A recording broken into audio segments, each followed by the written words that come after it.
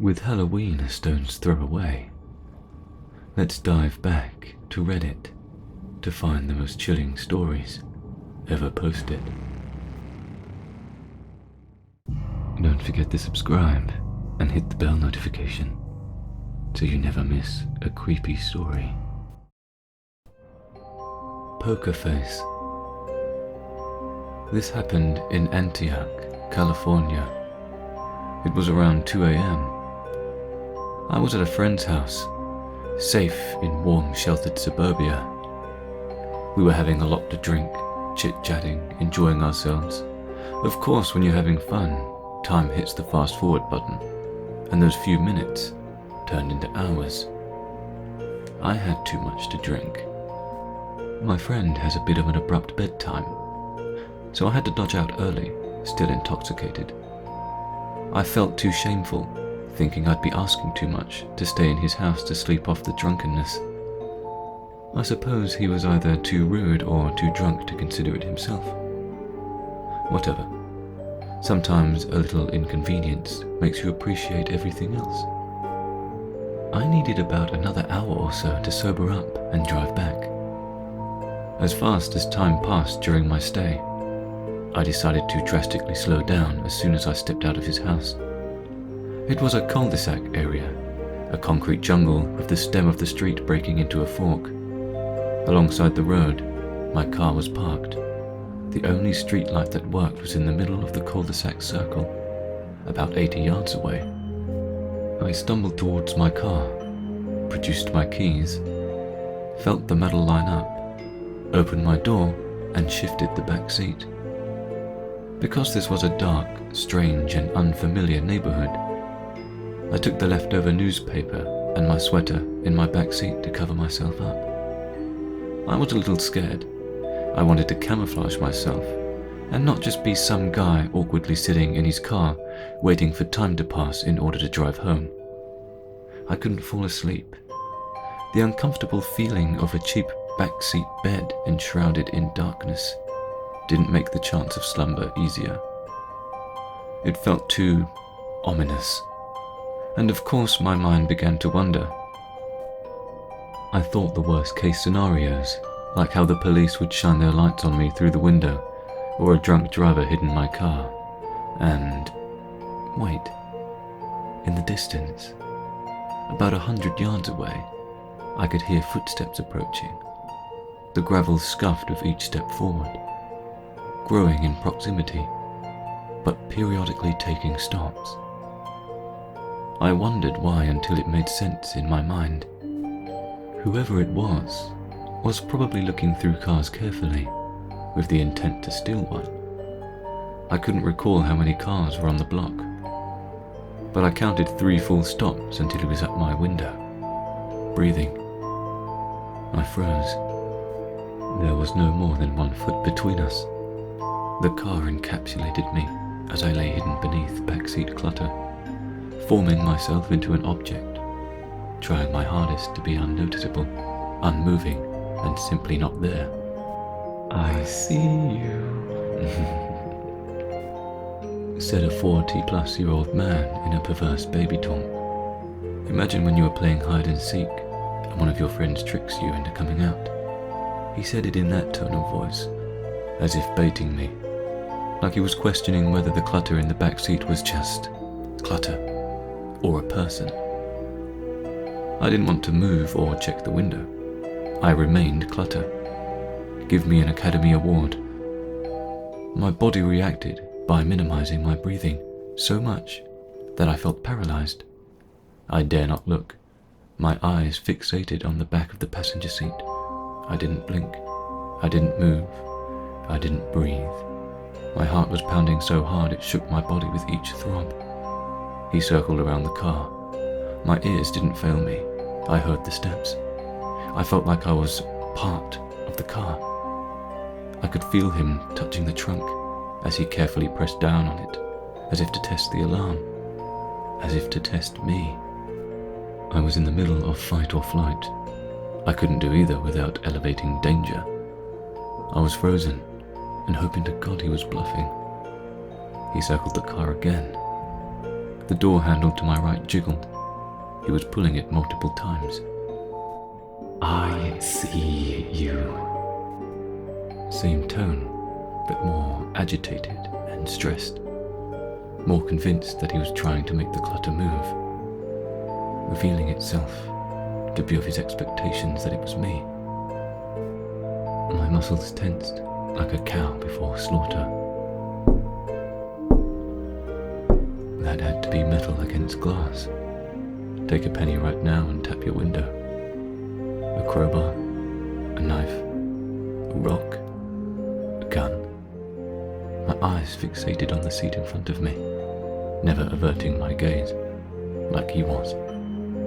I was covered enough to where I couldn't see beyond the seat in front of me. I know I couldn't see him, but I could feel his eyes resting on top of me. "My name's Pokerface. What's yours?" The voice changed, in a lower, demented and serious tone. My mind forced a visual. It wasn't anything human. I already accepted my death. I was ready to be shot in the head, ready to take a life-changing bullet. Multiple knife wounds. Just make this sleep bearable, not excruciating, as you trained me of life. I wouldn't know how to react. My thoughts grew dimmer.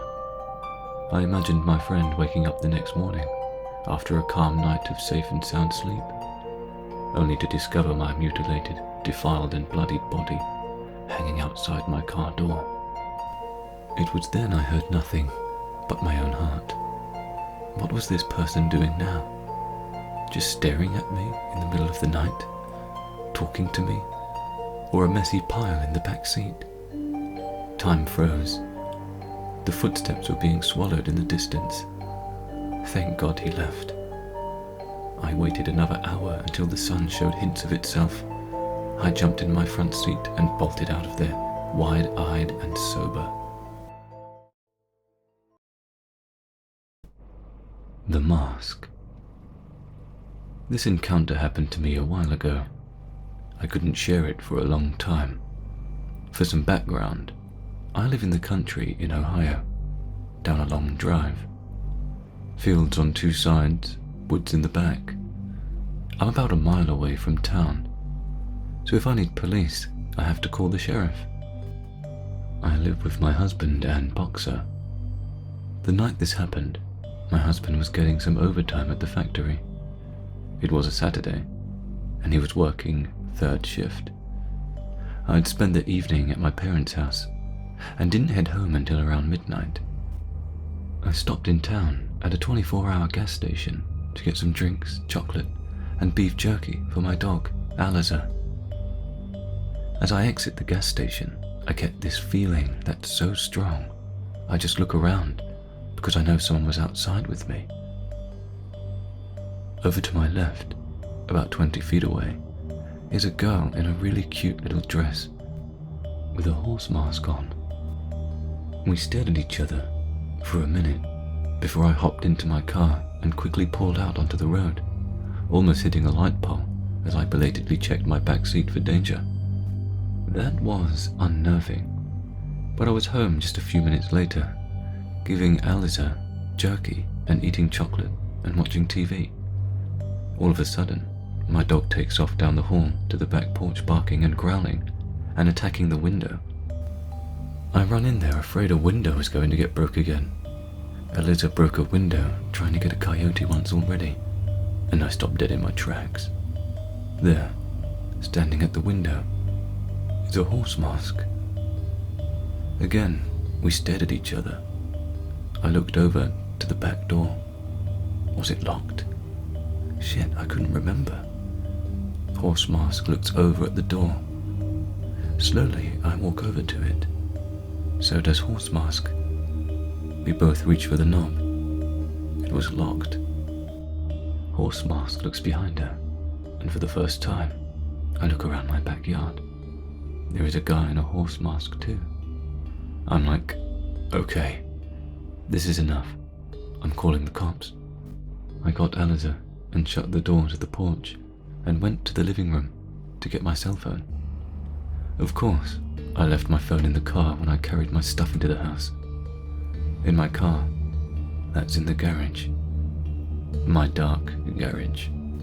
Basically lacking any choice, I opened the door to the garage and tried to open my car door.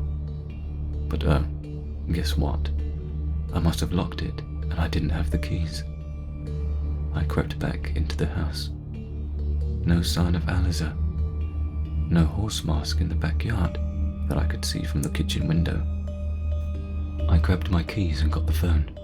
I called the sheriff and told them what happened, and I was followed home and alone. They asked if they were still outside. I looked out the windows room by room. Nothing. Until I got to my front yard. Right out front, there they were, just standing about 100 feet away, holding hands, staring. I honestly was crying at this point to the dispatcher, who assured me someone would be there soon. As I stood there, clearly on the phone, the girl waved. Then they walked hand in hand down my lane, out of sight. It took the sheriff 10 minutes to get there. They found nothing. Told me the guy probably sat in a car and they followed me. Just kids being kids, they said. My dog didn't come out of the bedroom the rest of the night. I sat up, listening to silence until my husband got home. A couple of weeks later, someone from the sheriff stopped by to follow up. They said they checked the camera at the gas station, but all it shows is the girl walking up by the dumpsters and standing there until I left, and she walks away.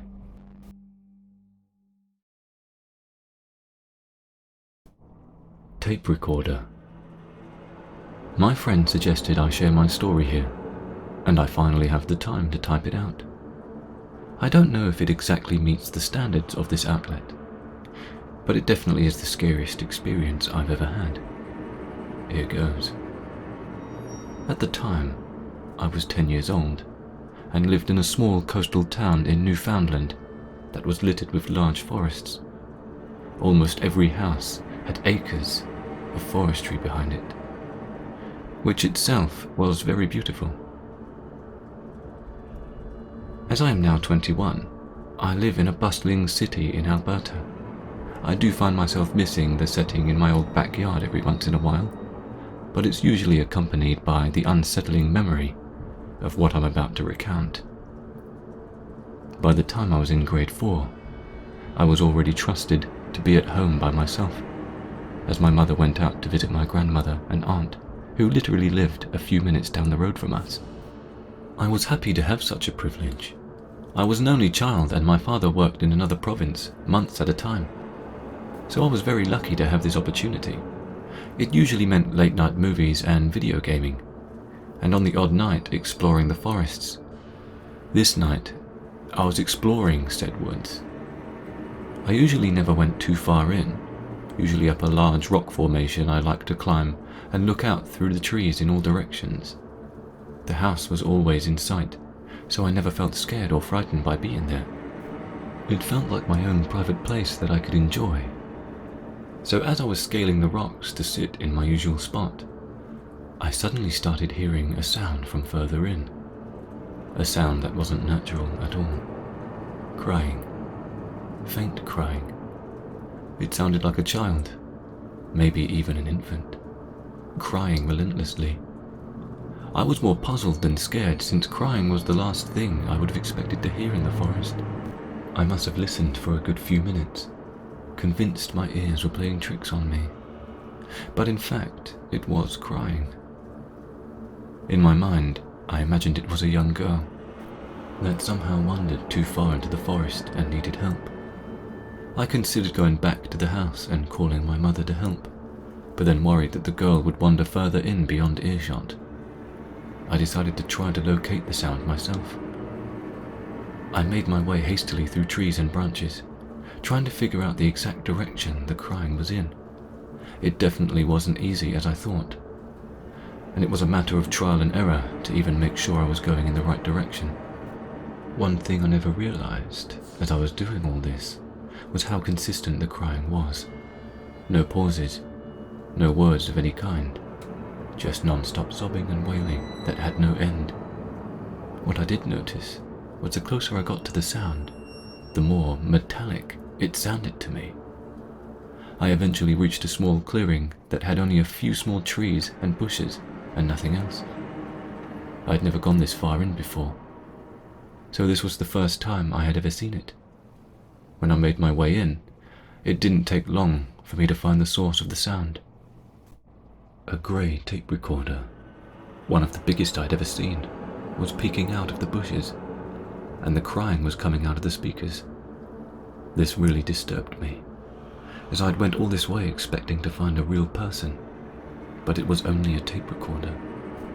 As I was about to shut it off, I heard another sound coming from just outside the clearing on the opposite side. It sounded like steady steps advancing in my direction. It only took seeing a tall, shadowy figure coming my way to send me running. Fortunately, by some miracle, I recognized my way back by identifying rocks and trees I identified as landmarks. Looking back, this probably saved my life. I never looked back, and I didn't try listening to see if that person was following me. I just kept telling myself to make it home and nothing else. I had to get home. Once I saw the large rock formation, it didn't take long for me to know the rest of the way without needing to survey my surroundings.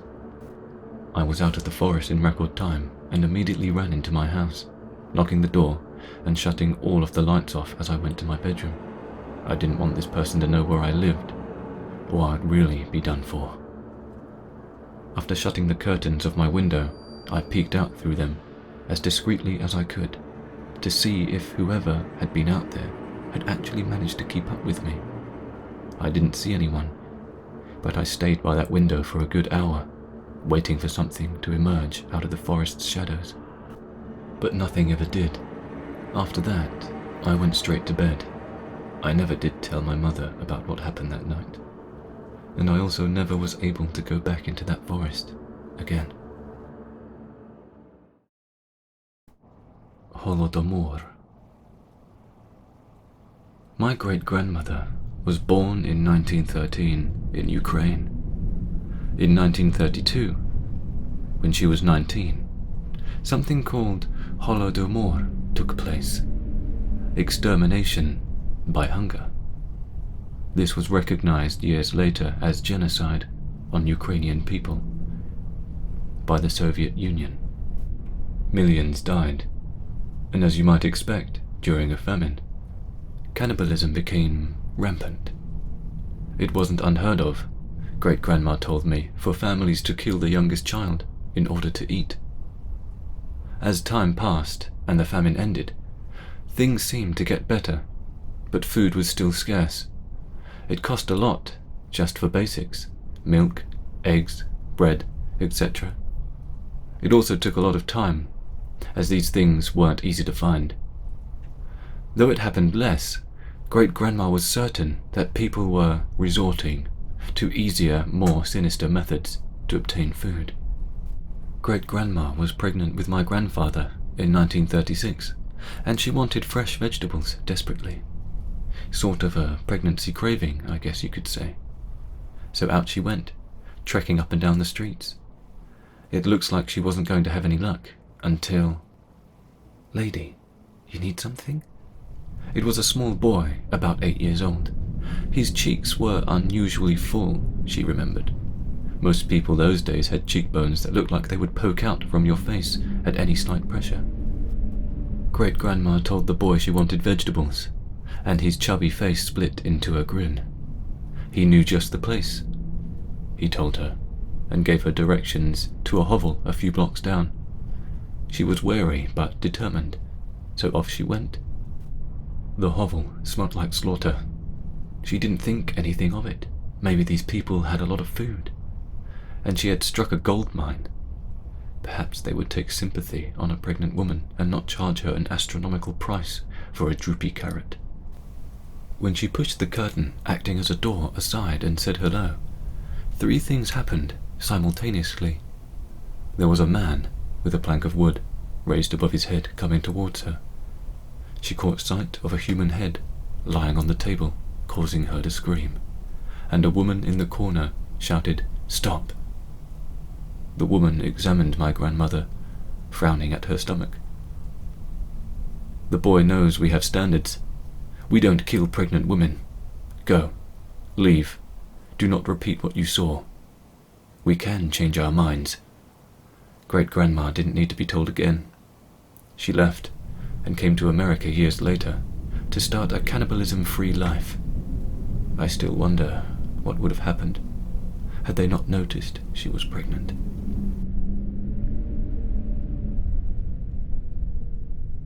Thank you for listening, and have a happy Halloween.